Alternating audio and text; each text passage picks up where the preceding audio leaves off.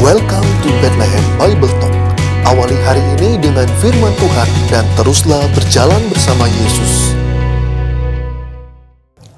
Shalom Bapak Ibu terkasih, sungguh kita merasakan sukacita di hari ini, terlebih untuk setiap kebaikan Tuhan yang senantiasa kita rasakan hari lepas hari.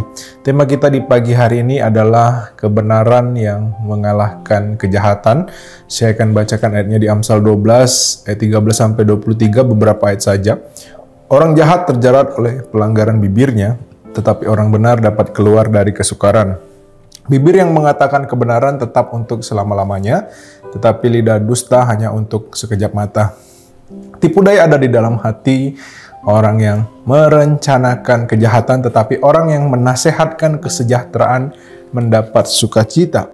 Ayat 21, orang benar tidak akan ditimpa oleh bencana apapun, tetapi orang fasik akan senantiasa celaka. Bapak Ibu, kalau kita perhatikan di film-film, kejahatan seolah-olah lebih hebat dari kebenaran. Tapi faktanya di kehidupan nyata, kebenaran tak akan mengalahkan kejahatan. Kebenaran ya tetap kebenaran. Orang jahat terjerat oleh pelanggaran, dikatakan di ayat yang kita baca, di mana orang jahat adalah orang yang hidup dalam dosa, yang tidak ikut di jalannya Tuhan. Dan dibandingkan dengan orang benar dapat keluar dari kesukaran. Kalau kita perhatikan, orang benar pastinya adalah orang yang hidup tekun dalam Tuhan dan hidup takut akan dalam Tuhan. Penulis mengingatkan bagaimana kejahatan tidak akan menghasilkan keberhasilan dan berkat, tetapi sebaliknya mendatangkan sulit dan juga celaka.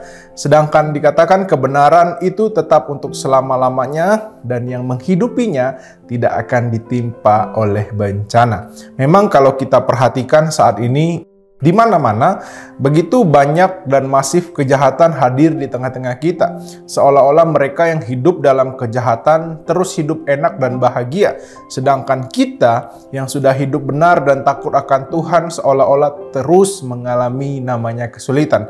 Firman Tuhan di hari ini mengingatkan bagaimana kejahatan nikmatnya hanya sekejap mata, tetapi hidup dalam kebenaran senantiasa atau selamanya memperoleh damai sejahtera dan sukacita. Masih ingat apa yang terjadi kepada Yusuf, anak Yakub yang dijual oleh saudara-saudaranya ketika ia masih berumur 17 tahun? Saudara-saudaranya membencinya dan menjualnya kepada orang Midian. Kalau kita perhatikan, dan kemudian orang Midian itu menjualnya kepada pegawai istana Firaun yang bernama Potifar. Dan kita melihat bagaimana Yusuf juga mengalami kesulitan-kesulitan. Dia dipenjara, dia difitnah, tetapi dia tetap hidup dalam kebenaran. Dan hasilnya Tuhan memulihkan dan mengangkat keadaan Yusuf. Jadi Bapak Ibu terkasih, waktu Tuhan pasti yang terbaik bagi mereka yang hidup benar dan mengasihinya.